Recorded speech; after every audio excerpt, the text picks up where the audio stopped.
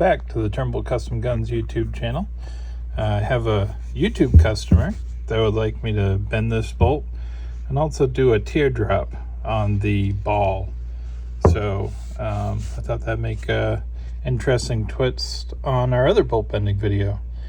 The first thing I'm going to do is I'm going to do this teardrop before I bend it, or at least rough shape it, so that I can get all around it a little easier, and then we'll bend the bolt and finish shaping.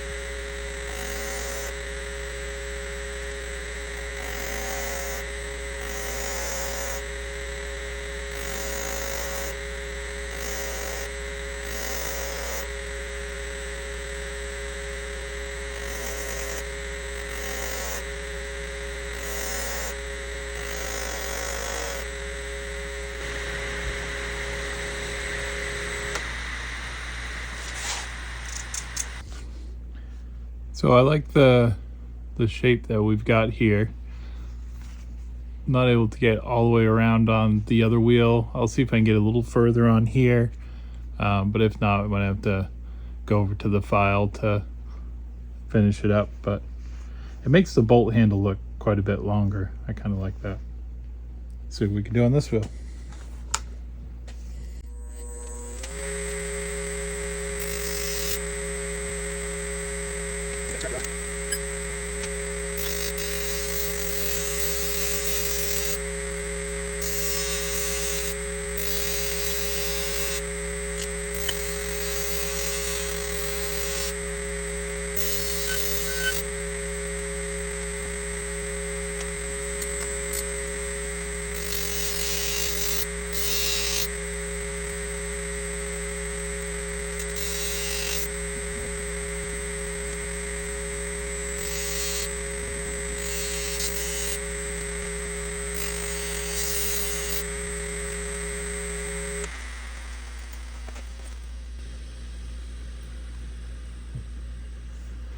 So we have a little bit here that we need to take off. We'll have to do that with a different method.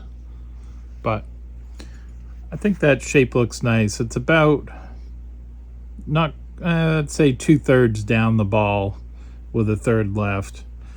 Maybe a little less down the ball, but it gives you a rough idea.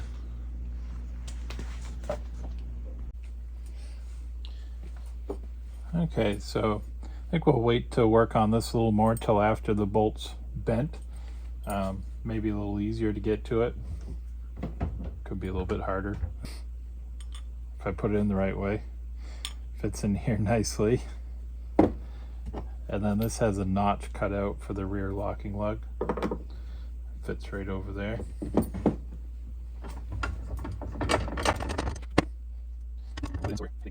Down.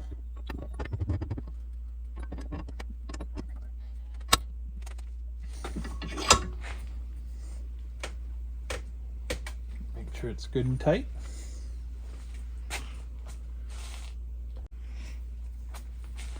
So I have two of these Mauser mandrels that go inside the bolt receivers.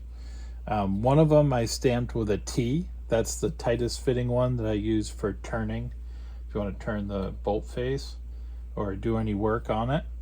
And then this one I use as a heat sink. That way you're not using one for heat sink then trying to use it for turning afterwards. Just tighten her up like that.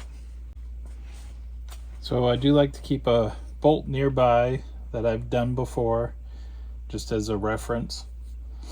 As a rule of thumb, when I sweep these back, I like to have the center of the ball kind of lined up with this edge of the back of the bolt handle. Just as a rule of thumb. It really is all about appearances, a little less about functionality. Although one thing that is important with functionality, and that this type of a taper on the bolt handle helps with, is clearing a rifle scope. And that's one reason why we put this scoop in here, so we can clear a scope that's set a little lower to the gun. All right, I think we're all set up to get started. I got a wrench that we'll use to put a little bit of down pressure so we can get it past enough so we can hit it down with a hammer. Got a ball peen hammer, got a plastic mallet, our striker, some diatomaceous earth that I'm going to use to help the bolt to cool down slower after we're done. And then I also have this little place here where I can put my torch to hold it, because I can't count on a customer coming in to help this time. And I think that's everything we need. Oh, the last thing we need to do is wet a rag and wrap it around here to make sure our lock and lugs stay cool. That's the critical part up there.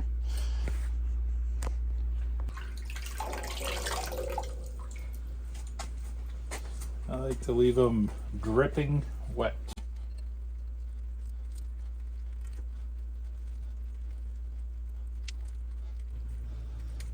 All right. Gloves. A little bit of oxygen. A little bit of acetylene. A little more oxygen. I like to have about a 1/4 inch of a cone in the center.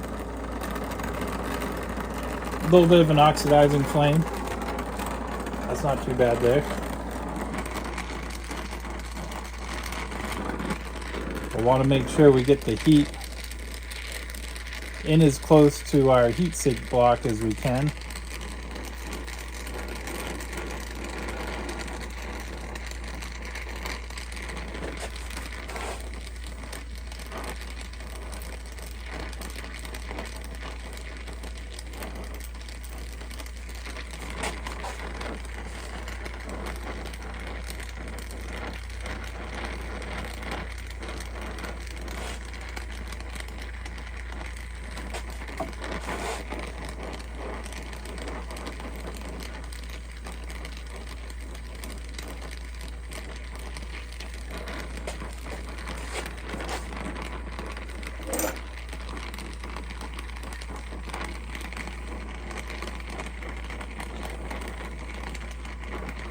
I'm just going to start putting light pressure downwards as we do this. We're kind of going to let the bolt do it on its own.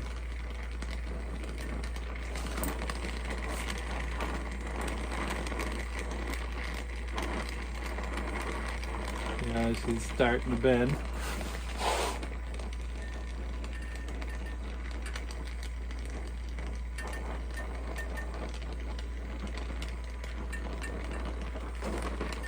That heat all the way around.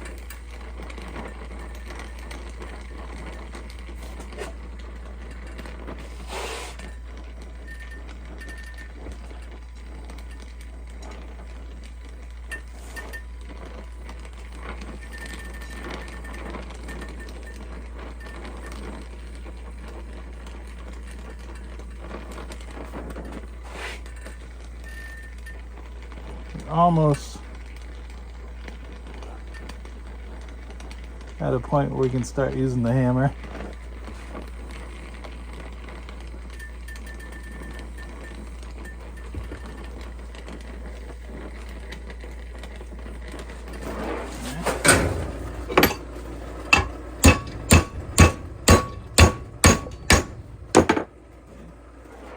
There's more heat in there.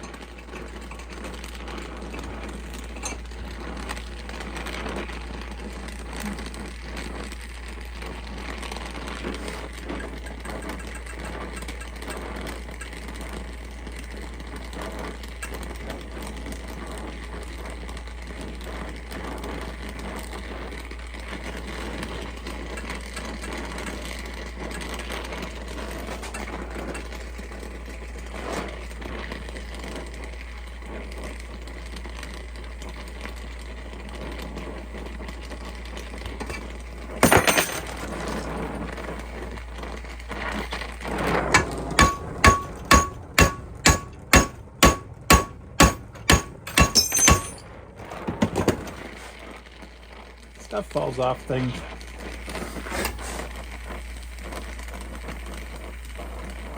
Make sure you get that heat underneath on top.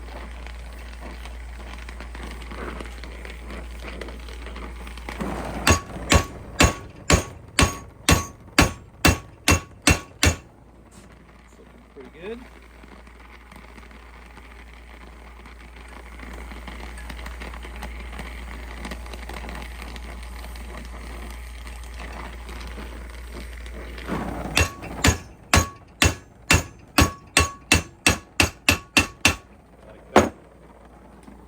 This one doesn't have a whole lot sticking out on the side, so we're not going to do the... oh, I forgot my big screwdriver.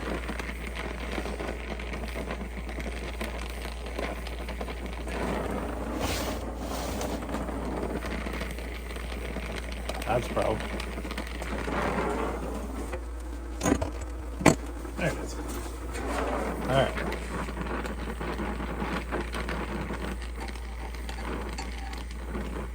Now we want to get under here and give it a little sweep.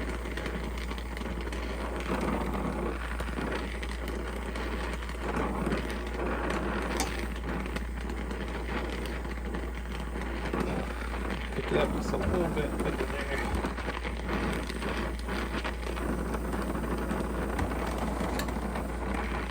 Like that. Now we'll sweep the ball back.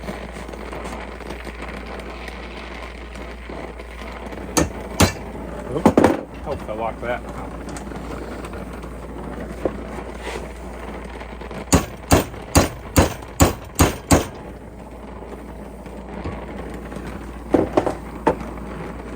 Like that.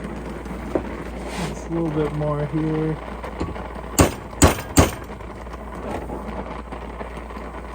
Then we'll heat this up and we'll give it a little knock forward.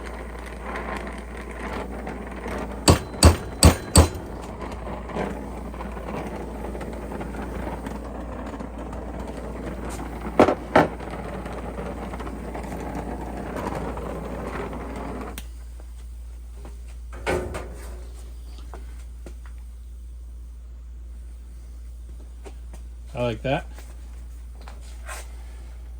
All right, so now we want to get it over into our earth to cool.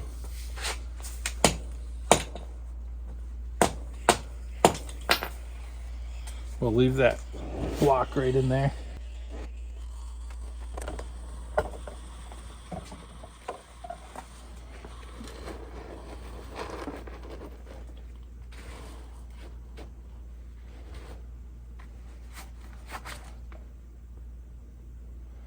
See, it's not even hot on the end. That's the way we want it. Means our heat didn't transfer.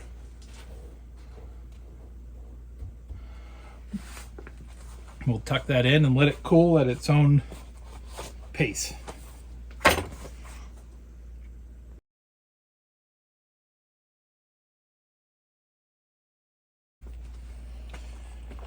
right, I think our bolt has cooled down.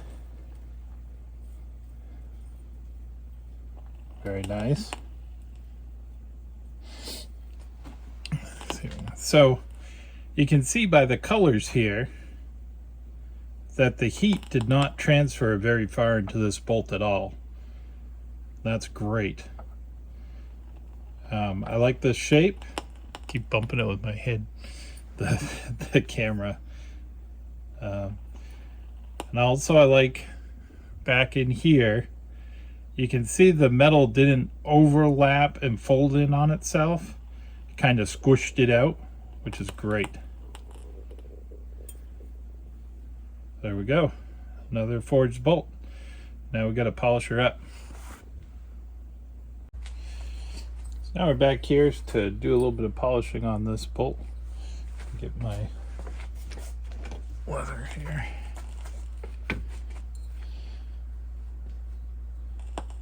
So I think we'll take some of this first.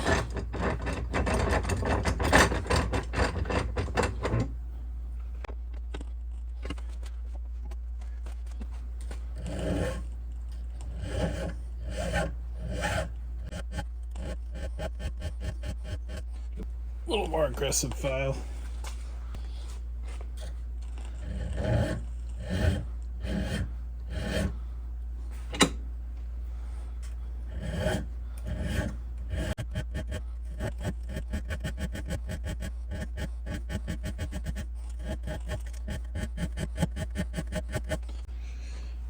You'll notice when I forged this bolt, I didn't use the drift to tuck these sides in. And the reason why was last time the drift was cold enough that when I hit it with the drift, it made it surface hard here, which was kind of a pain. So this one I didn't tuck it in, but it files great. So I'll be able to move that metal easy enough to get it out of the way.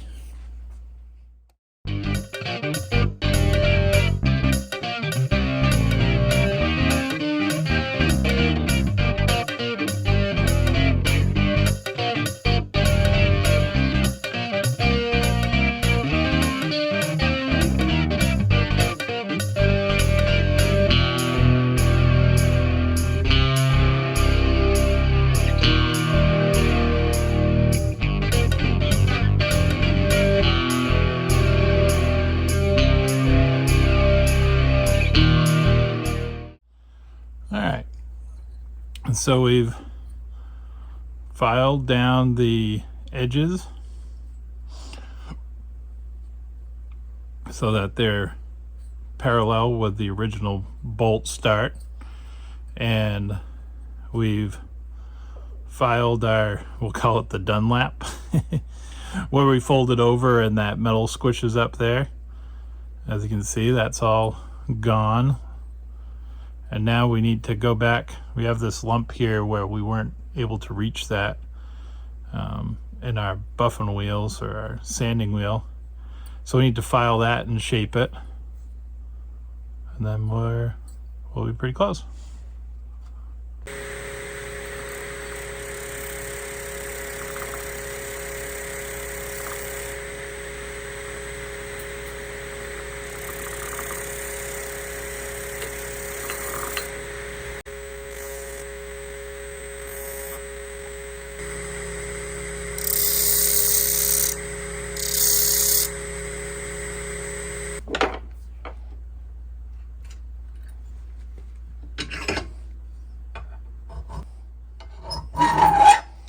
That's just a lovely sound.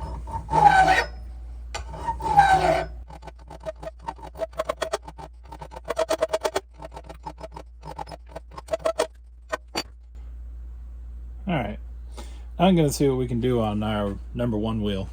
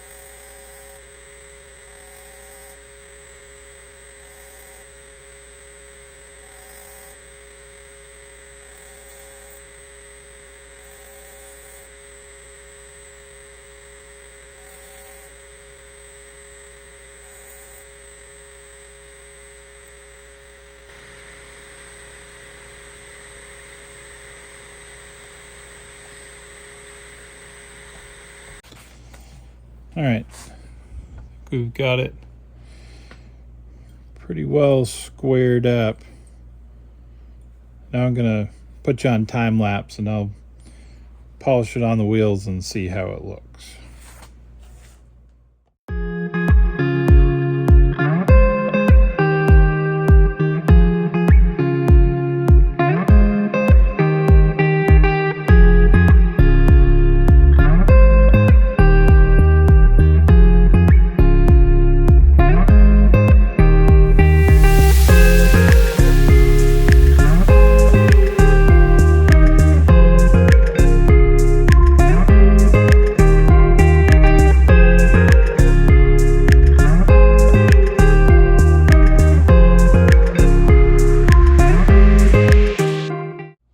Well, I think it's looking pretty nice.